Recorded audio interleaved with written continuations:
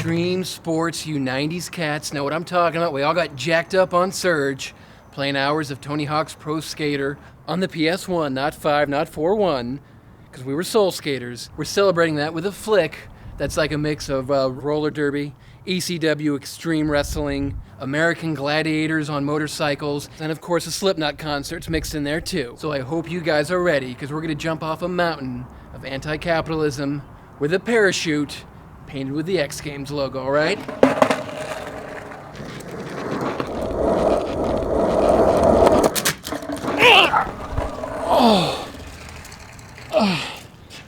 All of this for Rollerball? Not even the original with Sonny Corleone. It's the remake with LL Cool J and the guy from American Pie.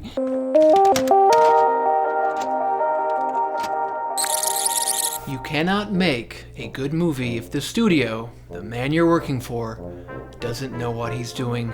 These are the words of legendary action director John McTiernan. Now, McT pretty much came out of the gate, guns blazing. He did a little film with Pierce Brosnan, then he does Predator, he does Die Hard, and he does The Hunt for Red October in a span of about 4 years. So the guy knows what he's talking about, right? And then flash forward a dozen or so years, and there's Rollerball, the second of his 2-film consecutive streak, remaking Norman Jewison flicks, a production so troubled it ultimately sent McT not to director's jail, but literal prison.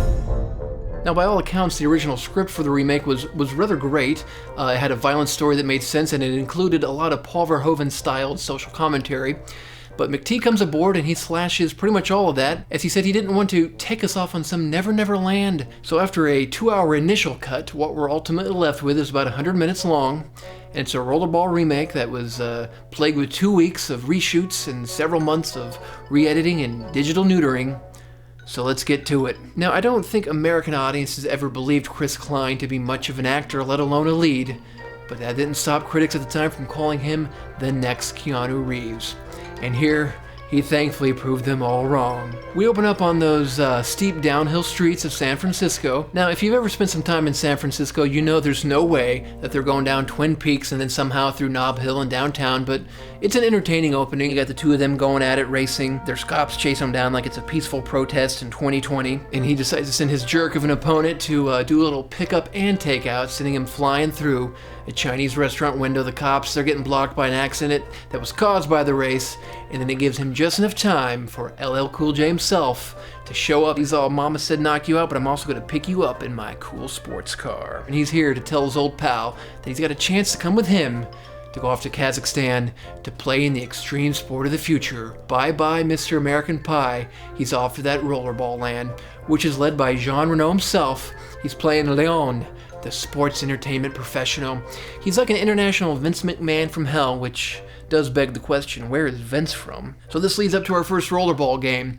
I mean, at least it's a McTiernan movie, right? So you know the Rollerball violence is going to be off the charts. It's going to be insane. We're talking skull-cracking, bone-crushing Rollerball action, blood splattered all over. But those pesky reshoots and edits. By all accounts, the original 2-hour cut did have copious amounts of blood and brutality, even had full frontal nudity of Mystique herself, Rebecca Romaine, with a Russian accent here. And she's a teammate of Mr. American Pie, but after the disastrous test screening, one in which even perennial douchebag Harry Knowles, notorious for both being A, a scumbag, and B, sucking up to any film that would give him some freebies and inside looks, even he called it a horrible screening. So anyhow, we got Paul Heyman basically playing Paul Heyman. He's announcing the sport where they set off pyro every time you score. Guess I know what I need to add to my bedroom, right?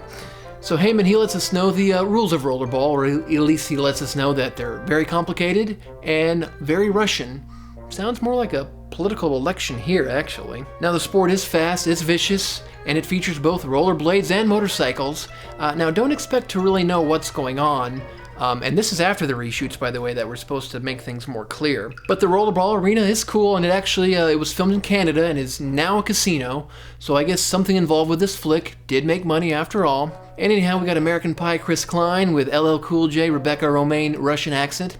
And since I guess Drago was busy, we have former UFC champ Oleg Todorov as the big bad Russian teammate. They are the team to beat here. They're the Yankees of Rollerball. Now during the game, some douchebag, he's trying to grab at Rebecca Romaine, Russian accent, sweet cheeks, but she me-toos him. Not with a tweet, but with a fist to the face.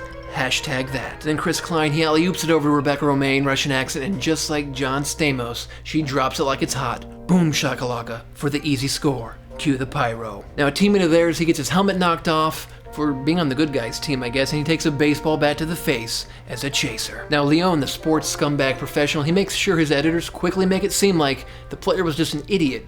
Sounds like our news media now, but digital non-linear editing for the don't mess with our corporate sponsors win.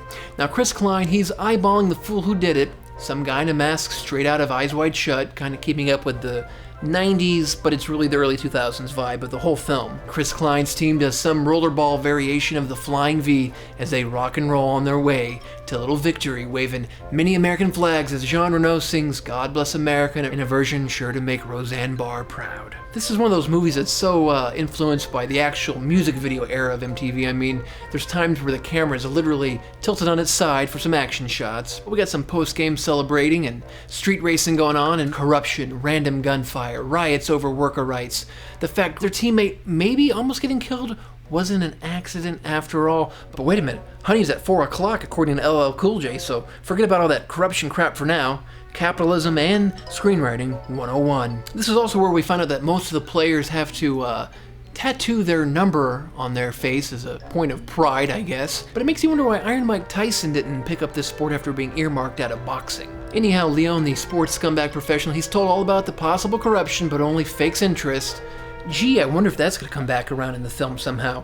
Once again, capitalism and screenwriting 101. Anyhow, without a hint of a relationship development, we get Rebecca Romijn, Russian accent, and Chris Klein having a sex scene. And it's one of the strangest I've seen since Sly and the Family Stallone and Sharon Stone went full Boogie Nights in The Specialist. Now we're getting back to the reshoots and especially the re-editing with this whole sequence. They really try to get us as close to showing Rebecca Romijn's full assets in this film, but not quite. We're talking a lot of naked back shots, quick cuts, and digitally added shadows over the frontal shot. I mean, this is like having a girlfriend in 9th grade all over again. Cut to a shot of them in bed and Chris Klein asking, "Hey, you think maybe we can do this again sometime?" I wonder, is this how most Tinder dates end? I don't know. Moving on with the randomness, we also have cameos from Pink and Shane McMahon, but we got another rollerball adventure, and Paul Heyman is pontificating about how the players are ready to tear each other apart like Siberian wolf packs.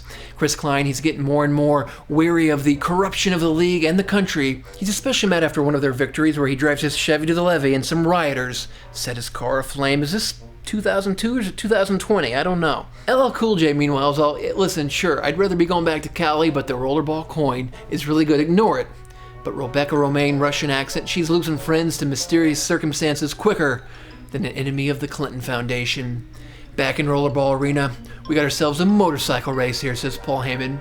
Not sure if he's actually announcing or just reading the closed captioning from the Blu-ray, I don't know. To be honest, I don't even know what to say about these rollerball sequences. They're rather long, but they never really fully tell us how the games are going, what the score is, who even wins really. They just kinda exist.